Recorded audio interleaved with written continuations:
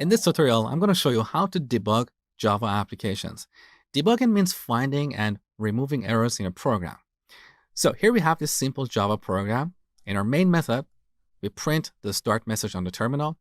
Then we call the print numbers method that I have defined down here. This method should print numbers 0, 1, 2, 3, and 4. And finally, we print the finish message on the terminal. Now, when we run this program, we only see these two numbers. These are even numbers. So our program has a bug. We want to find and fix this bug. Let me show you. So we start by inserting a breakpoint on a statement. So here on the first line of our main method, we can click on this gray area to insert a breakpoint. We also have a shortcut for this. So if you look at the run menu on the top, down below, you should see an item called toggle line breakpoint. Unfortunately, it's not visible in my recording window, but the shortcut on Mac is Command and F8. So these shortcuts are very useful in inserting or removing breakpoints, see? Or we can simply click here to remove this breakpoint or add it again. Now we run our program using the debugger, and the execution will stop right here before this statement. So this is the benefit of using breakpoints. In a large program, we can put a breakpoint somewhere in the middle of the program where we are suspicious that we have a bug. So Java will execute all statements up to that point. Now, to run our application using the debugger, we go to the Run menu. Look at this item, Debug Main. The shortcut on Mac is Control and D. So let's press Control and D. Okay, our program started. You can see this line is highlighted, which means it's not executed yet. Now over here, we see a new panel, which looks a little bit scary at the beginning, but trust me, it's super easy. On the top, we have this toolbar, and here we can execute the code line by line. So the first item here is step over. You can see the shortcut is F8, and with this, we can execute the current line. So let's execute that. Beautiful. Now we are on line 6. If you look at the console or terminal window, you can see the start message was printed here. All right. Now we are on this line. Once again, we can step over this line. And if we look at the console, we can see these two numbers. So this is where we're having a problem. Instead of seeing the numbers 0, 1, 2, 3, 4, we only see 0 and 2. So we need to investigate the code inside this method.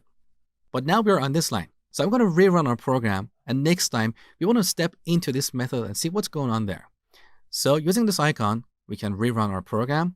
As you can see, the shortcut is Command and R on Mac. All right, here we are. Let's step over this line. Now we are on line 6. This time, we're going to step into this method and see exactly what is happening there. So here we have another icon, Step Into, and the shortcut is F7. All right, here we are. We have a for loop. I is set to 0. As long as I is less than limit, we're incrementing I by 2. So this is the reason we have this bug. Instead of displaying all the sequential numbers, we're displaying only the even numbers. But before we fix this, let's look at other tools we have here. We have this variables window, which automatically detects variables that are currently in the scope and shows their value. So here we have limit set to 4. As you can see, limit is the parameter of this function, and 4 is the value that we passed here. So this variables window is really helpful. It allows us to look at the value of various variables and see why something is not working.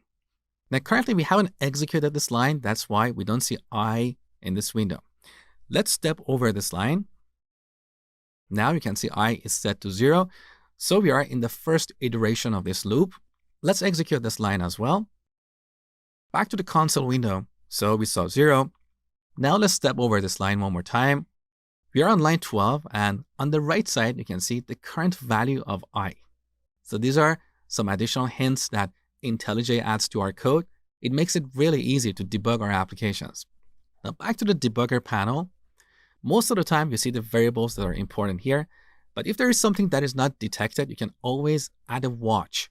With a watch, you can watch a variable. So here, we can click on this icon, New Watch, and we can type the name of a variable, like I. So as you can see, I is set to 2. Now, as you debug our applications and add more watches, this window might get a little bit too busy, so you can remove the watches that you don't need anymore. Now, we identified the source of the problem. It's this statement, over here. Instead of incrementing I by 2, we want to increment it by 1. So let's change this to I++. Now, to see the changes, we need to rerun our program. We need to restart it. So let's click on this icon. Once again, we're at the beginning of the main method. As you work on larger programs, you don't want to start from the main method. You want to start from where there is a problem. So I'm going to remove this breakpoint from here and add another breakpoint to this method. Now, using this play icon, we can continue executing up to the next breakpoint, which is what we just placed in this method. There you go. So next time we restart our program, the execution starts here. This is much faster than manually executing all statements up to this point. So once again, let's step over this line and then print I on the terminal. One more time. Now I is 1. Let's keep going. Now I is 2. Beautiful. It's working properly. Now let's say we're done with this and we don't want to keep executing these 2 lines because we're in a loop and this is repetitive and time consuming. So if you're done with a method, we can always step out. And here's the icon for stepping out of a method. The shortcut is Shift and F8. So let's click this. Now we're back to the main method. So we can go back to the console window. We see all the numbers 0, 1, 2, 3. 4 is not printed here because we still have a bug in this method. Here we should use the less than or equal to operator. So this is how we debug Java applications using IntelliJ. If you use a different code editor, the process is exactly the same. It's just the shortcuts that are different. Pretty much every code editor these days has these tools built into it. So you can step over a method, you can step into it, you can step out, and so on. When you're done debugging, you can click on the stop icon to terminate this session. Now, one last thing before I finish this tutorial. Let's start another debugging session. So here we are inside the print numbers method. We have this window here, frames, and this shows all the methods that are called in the reverse order. So let me expand this a little bit. Our program started here in the main method. And on line 6, which you can see highlighted over here, we called the print numbers method. So the control moved to the print numbers method. Now, if this method also called another method, that method would be listed here. So in this window, we can see all the methods that are called in the reverse order. This is also called the call stack because all the methods that are called are stacked on top of each other. This is really useful in debugging large applications.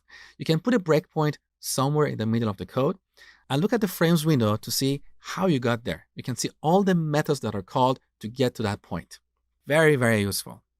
So this is all about debugging Java applications. It's a very important skill that every developer must master. I hope you learned a lot and thank you for watching.